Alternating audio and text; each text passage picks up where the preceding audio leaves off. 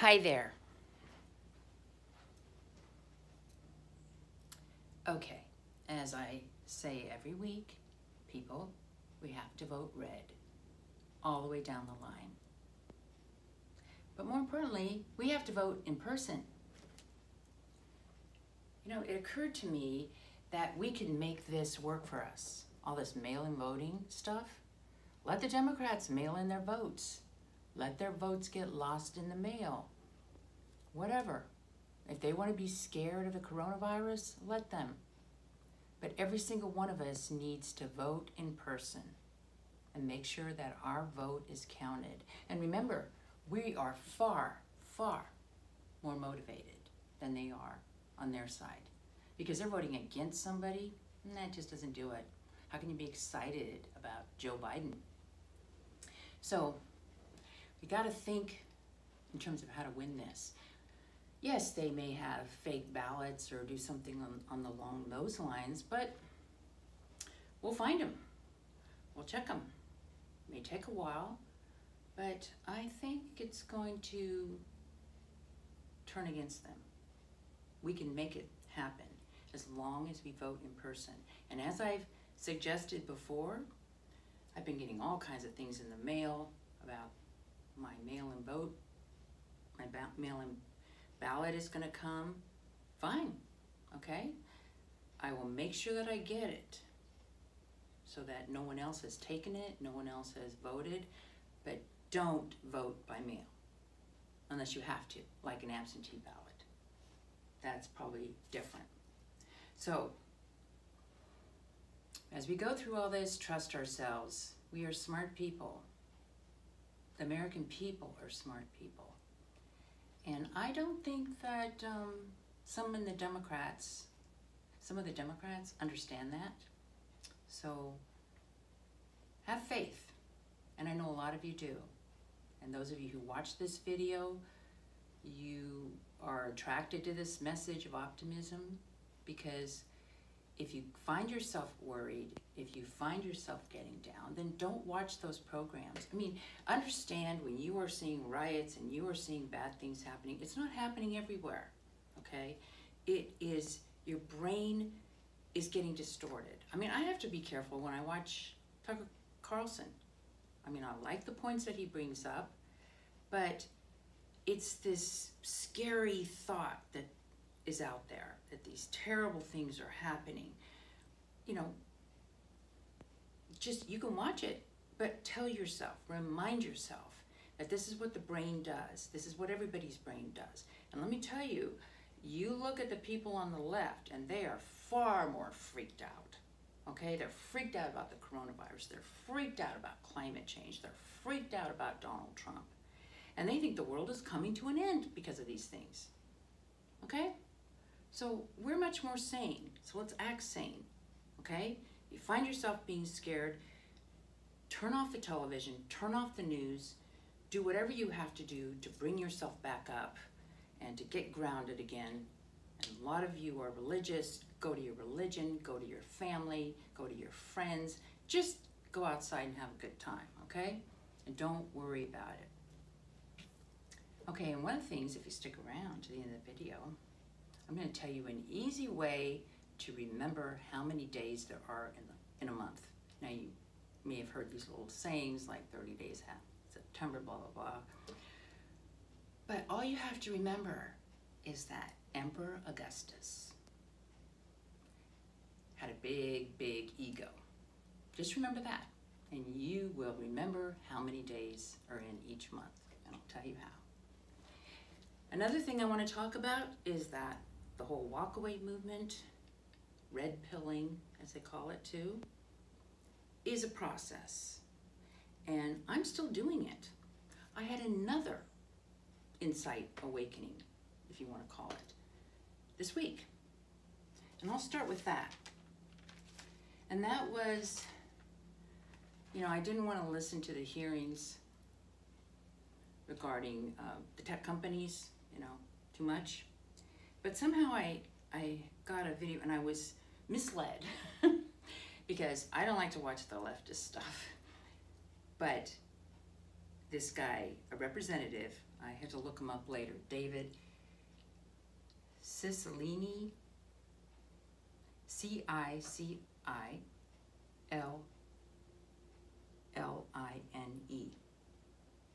He's a Democrat from Rhode Island's 1st Congressional District. And he's chair of the subcommittee. And the subcommittee is a subcommittee of the House Judiciary Committee on Antitrust, Commercial, and Administrative Law. So he was asking questions of, as were other people, of the various tech giants. And let me tell you the one short snippet that, frankly, blew me away. I mean, this has been there, but somehow hearing it shocked me or made me realize something. And that was when they took down the video, when all the tech giants, gosh, acting like a cartel. I mean, how did they all do it? All of them. They all took down the video of those doctors that were talking about hydroxychloroquine on the steps of the Supreme Court. I mean, it was interesting to listen to them. And there was one fiery doctor, Dr. Stella Immanuel, and she was very good. But you can't find a video on her anymore on YouTube or any place. They took it down. Now, one of the things that happens, if you consider yourself, as I do, an intelligent person, and I'm sure you all do that too, and you're older, when you think of, I don't know, 30-something punk kid deciding for you what you can hear, that's insulting. That's, who the hell do you think you are? That's how I feel. But, so he was questioning Mark Zuckerberg, and of all those tech giant CEOs, Mark Zuckerberg, to me, is the best of the lot. I mean, he's kind of trying. He's not that successful, but he's trying to be fair. I mean, I kind of sense that he understands. But he also tries to please whoever the congressional questioner is. But this chairman, this David Cicilline, was berating Mark Zuckerberg for waiting so long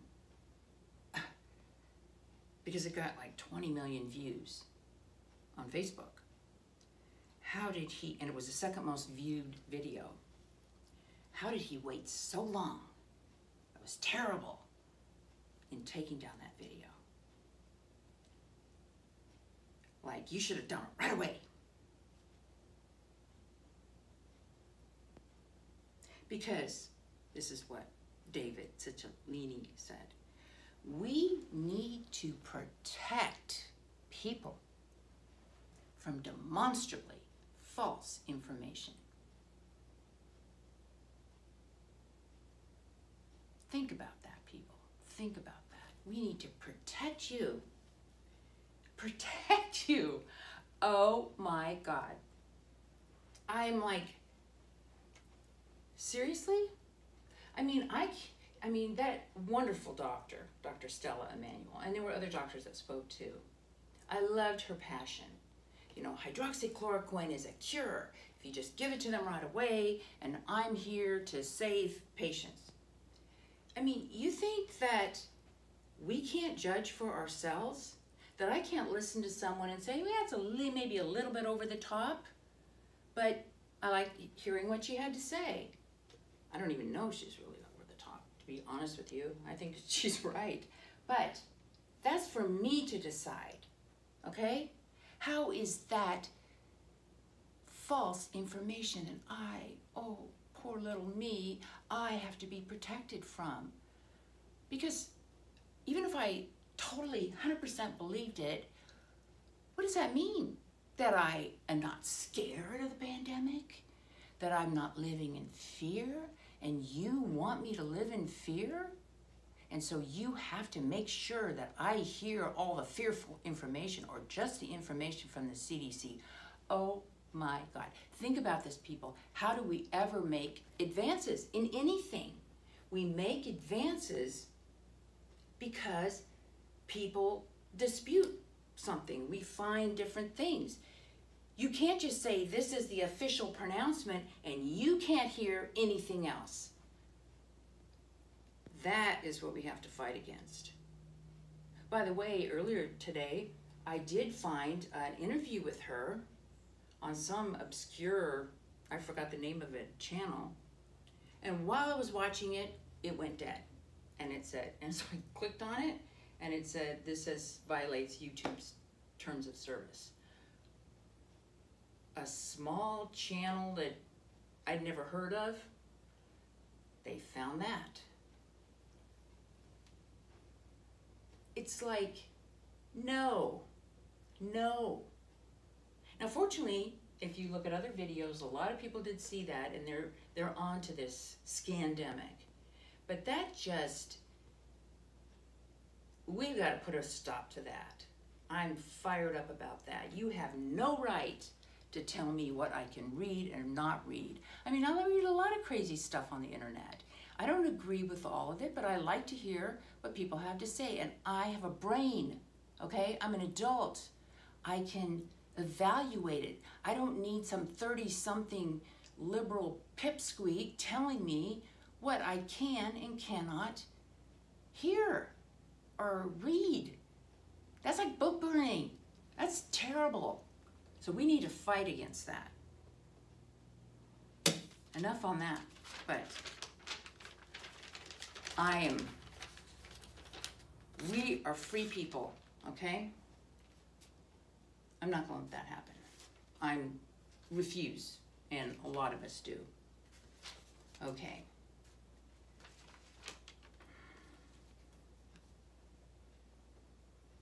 So this, when I say that this had an effect on me, like walk away, I remember reading a book, and this is actually a guy who was later married to Samantha Powers. And I think he had worked in the Obama White House. He did in the beginning. But he had written a book, which I thought at the time was very good, called Nudge by Cass Sunstein, Cass, C-A-S-S.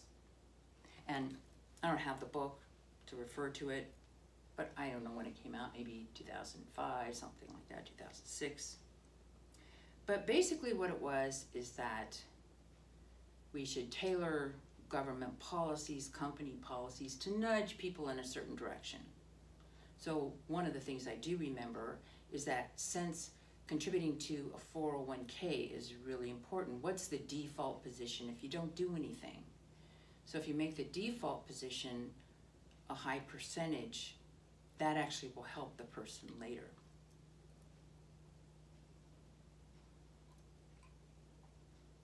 Because their money will grow big. And I agree with that. However, I feel differently about that now. I don't want somebody deciding what's good for me and nudging me in particular directions.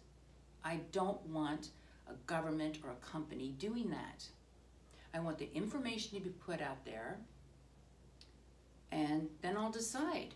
I mean, you can tell me that, hey, if you contribute, I think the maximum was 6%, which I always did. I always contributed the maximum, and the money I have from working in various places and contributing the maximum to 401k, it's really grown pretty big by now. I mean, it's nice. But tell me that. Have that information out there. But don't you decide what the default position is. Let me decide. I mean, to let me decide. It's none of your business what I do, okay?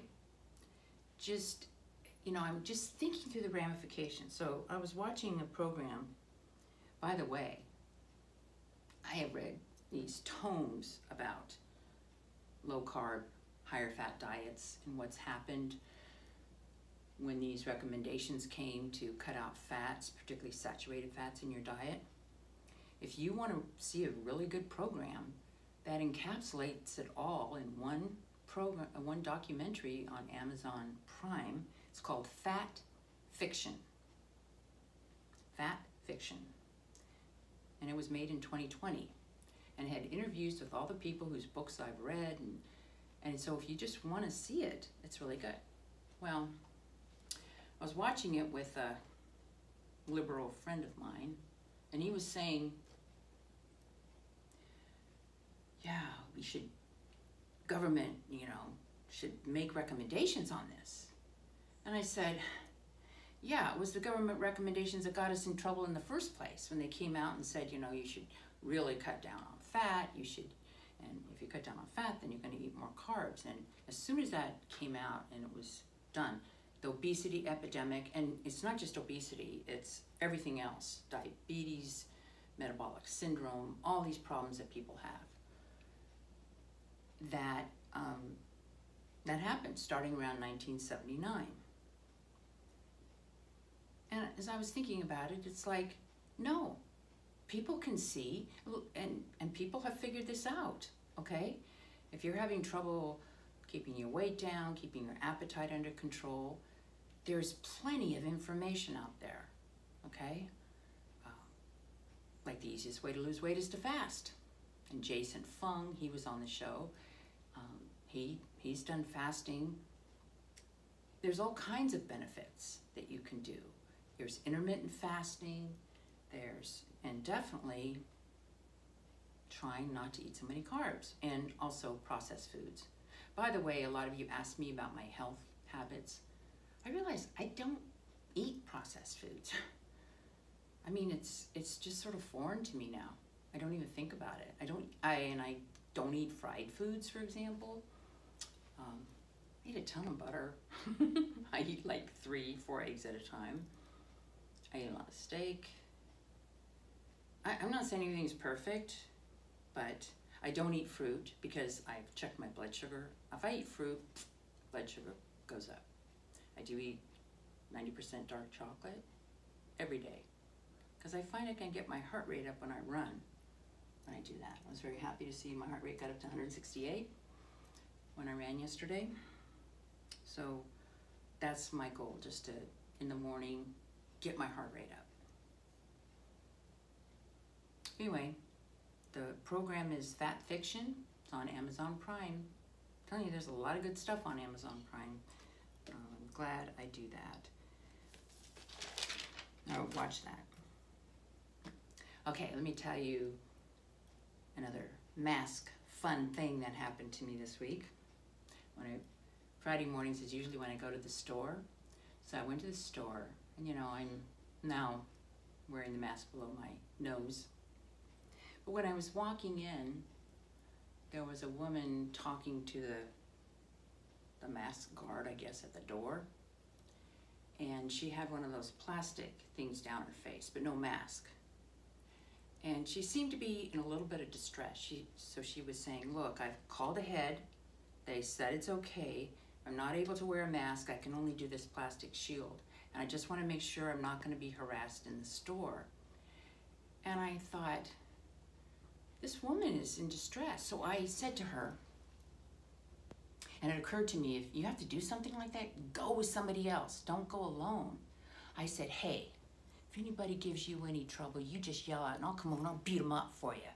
And I said, oh, they should leave you alone. And she seemed a little encouraged by that, but it did something to me. It really aroused my fighting spirit. And I thought, yeah, when I'm trying to protect somebody, I get really tough. So, I then put my mask below my nose, and I was itching for a fight. So I was just ready to say, and I look people directly in the eyes, I'm going past like, okay, I almost wanted somebody to say something to me. They didn't, but here's what I was gonna say. Go to hell, you Nazi.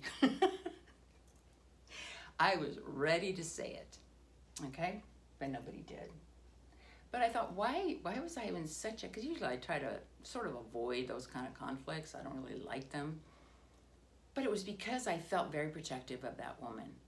That just distressed me, and I thought, the way to do that, like if you're not gonna wear a mask or you're going to violate the social rules, try to have somebody with you so you are not alone, because, you know, she was having a rough time. And if I had had the time, I would have gone with her with my cart, seriously, just to make sure nobody bugged her, because I felt for her.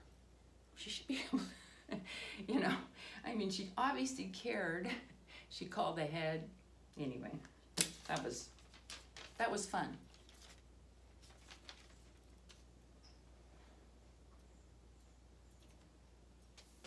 Here's another thing to think about. If you find yourself getting worried about what's happening with our country and all that, please know, well, you don't need me to tell you, but know that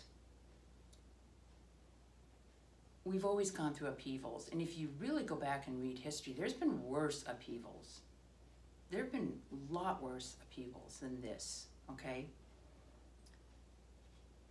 It's never over. You know, a lot of people will say, oh, if Trump and the Republicans or whatever don't win, no, it's not over. We'll just go through a dark period, but we will group and fight. Because don't think they're so smart. Do you realize they can only get kids on their side? They can only do it by indoctrinating them in the schools and in the colleges, and we're figuring that out, okay? With all this COVID scandemic and schools closing, people are homeschooling, so how are they going to keep programming the kids? And then also, when you see these kids rioting on television and you hear the garbage coming out of their mouth, the garbage, it's kind of shocked a lot of people at what kids are being taught. And we're saying, whoa, why should we pay for this? Why should we pay for this, to have kids indoctrinated? And this is just wrong. This is wrong. So they've gone so far and so against human nature, like this gender fluidity thing. Isn't that nuts? That is nuts. Nuts, nuts, nuts. Okay? So do you notice people don't get blue-pilled? They get red-pilled. People walk away. When they walk away from the left, not the other way. Because we're on the side of good human relations, good emotional health, okay? They're on the side of mental illness. Mental illness. I was just, every once in a while, I go on Twitter sometimes, but occasionally I will come across or look at someone who, their whole Twitter account is how they hate Trump. And I'll look at them, and they look normal.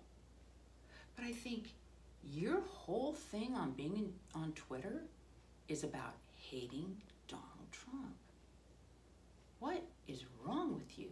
Did you have an issue with your own dad where something about him just sets you off? It's like, really? Okay? I mean, I can understand someone, for whatever reason, not liking him, or even if your politics were different, but when you just hate the guy, you hate the guy, I mean, that's sick. Something's wrong with you, where you cannot see anything that he's done that's good. You literally cannot see it. So, which side would you rather be on? Would you rather be on the side where you think, oh my God, we're gonna lose? And now that I see how these people who are against our president are against us, okay, who are against us, now that I see how they act, I mean, does that even influence the polls? Like, whenever I hear any poll on any issue, I want to know, how was the question phrased? How was the question phrased? Not to mention, there's all kinds of issues like, how did you contact the people? I mean, how you phrase the question makes a big difference. For example, the whole climate change thing, but when you actually question most people, like, how much are you willing to pay more for gasoline or for electricity or for this or that? How much more are you willing to pay a month to fix it? most people start backing off pretty quickly. It's like, no, it's like an idea. And oh, of course, we've got to fix the language. I mean, I hate the word clean technology or green technology. Hey, more CO2, more green. It's that simple. The earth is green, gotten greener since we have more CO2 in the air, which still is a low amount. We need more CO2 in the air than we have. But how can they call that? How can you say you're an environmentalist if you want to cover the ground with unreliables, you know, solar panels, windmills, kill all the birds? I mean, come on.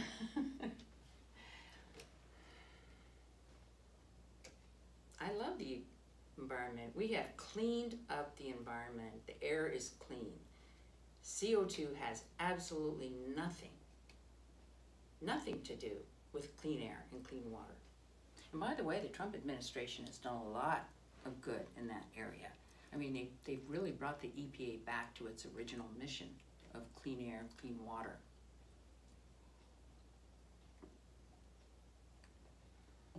So they're going to lose on that too. Okay, let me tell you how you can remember how many days. So I read this book over 20 years ago called The Calendar. I looked it up on Amazon, by the way. It's by David Ewing Duncan. See that? David Ewing Duncan. There's one left. I obviously bought it when I was in South Africa at Cape Town because I paid 75 Rand for it and got the price. But anyway, this is a fabulous book. Fabulous. So it's chock full of information. But I enjoy reading. So let me just tell you a few things about the calendar. First of all, it was very hard getting the calendar right. It's easier to follow the moon. That's why you have lunar calendars. It's actually not that easy to figure out how long a year is. You would think it would be easy, you know, and the Egyptians did pretty well on that. But this is a very long story, so I'm not going to get into the details. But I was reminded that Romulus, okay, in 753 BC, kind of the founder of Rome, I guess, he originally had 10 months, which is crazy because that's only 304 days for a year. 10 months. So he had nice names for these 10 months, but they didn't have January or February. They started in March because March, you know, is when spring starts. And for many millennia, people thought of the beginning of spring as the beginning of the year. So they had interesting names for March, April, May, and they were based on gods or whatever. But then the 5th month, I guess they kind of ran out of interesting things. So it was Quintilis, the 5th month for July, and August was Sextilis for the 6th month. Then you had the 7th month was September, you know, Sep, that's 7. October, Octo, you know, that's 8. In November, that's 9. In December, you know, decimal, that's 10. You know, they like the idea of 10 digits, whatever, you know, the 10 Roman numerals. So Romulus' successor, King Numa, he added January and February. And that got them to 355 days per year. That's still not enough because every year you'd be short because, you know, we're 365 and a fourth, whatever. But it was really Emperor Julius Caesar.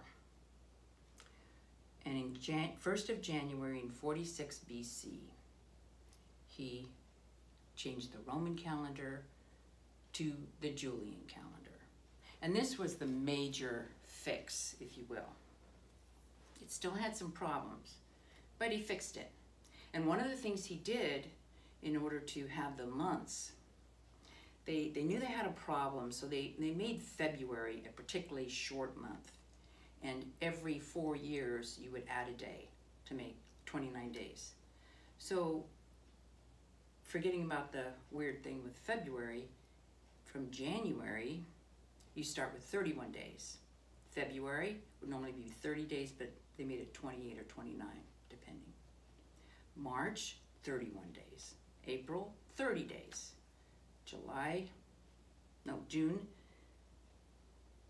May, 31 days. June, 30 days. So you see, it just alternates. And it would have continued that way. So then July had 31 days. And then you would have continued that way all the way to the end. But Emperor Augustus, and he had a hand-picked Senate. When he came along, after Julius Caesar's death in 44 BC, hey, July, which they named for Julius Caesar, they changed the name from Quintitus, or they changed it. So they named August, they changed its name to August from Sectilius. It would have been like the 6th. But you can't have 30 days in August. That makes him less than July. So I'm kind of pissed off at this guy. Your ego has screwed us up for over 2,000 years because we don't have a simple system because of you. So they made August 31 days. So it wasn't only 30 days. Now, in order to still fix the system, then they had to switch. So then September became 30 days, October became 31 days, November 30 days, and December 31 days. So all you have to remember is you start with 31 days, then it goes to 30, well, not 30 in the case of February, it's 28 or 29. March is 31. Just remember, but when you come to August, think of that egotistical, you know what, Augustus. August had to have its 31 days, and then it switches, okay? In order to fix it, so you have 31 days in August. Then you go to 30, 31, 30, 31. Pretty cool, huh? There's so much interesting stuff. Now, just to point out a few more interesting things about this. You know, they did put a leap day in, which gave them 365 and a quarter days, which works, okay, per year, because we're not quite 365 days as we go around the sun, which makes the year. So finally, Pope Gregory VIII in 1582, he removed 11 days from the calendar. And you ask, why do you have to remove 11 days from the calendar? If you don't do this, what happens is that it just, every year it starts, well, and it doesn't show up in 1 year as a big problem, but the seasons don't match up after a while. So in order to fix this, he removed 11 days. And then, like every couple centuries, you add a day. So it's like another leap century. I forget, like I didn't look that up. Sorry, but I think it's every 4th century you add a day, so that this problem will not recur. Don't quote me on that, about the 4th century, but they do change it on certain centuries. Or maybe just every century. Maybe that's, oh, I should have looked that up. Sorry, folks. Okay, but in order to keep it okay, they add a day if it's a century year. Or take it away. I'm sorry. Shoot, I didn't look that up. But anyway, Great Britain and the American colonies didn't adopt this until 1752. So basically, between September 3rd and September 13th, 1752. Those days were removed from the calendar. Because in the beginning, just mostly Catholic countries adopted this. And there were countries still adopting this in the 1900s. So right now, we're still off about 26 seconds per year. But there's other ways we fix that. Pretty cool, huh? I'm gonna get a little sciencey thing in most of my videos. I like to do that. As well as health. So see, here's my, nope, people, this is not a yoga video, but I do work every day to keep my flexibility up. Because when you can stay flexible, you don't have problems with your joints. And I'm not saying, well, maybe you could have problems with your joints, but it's good to try to move. Okay, here's another health tip. Every day, move every joint in your body. One of the problems is in our modern life, we sit, we don't move enough. So when you're walking around, move your wrists, move your shoulders, try to move everything, your hips, just because you have the synaptic fluid in your joints, you need to move it, okay? Move everything. It's good little health tip. By the way, let me just also say, I just love some of the comments that I get. And if a comment bothers me, and sometimes it just bothers me, my brain gets obsessive, I just remove it, okay? So some of you may think, hey, we left a comment, where did it go? For whatever reason, it bothered me. And also, I want the comment to be relevant in some way, shape, or form. And of course, I love compliments, okay? I'm gonna leave the compliments up. I'm human, right?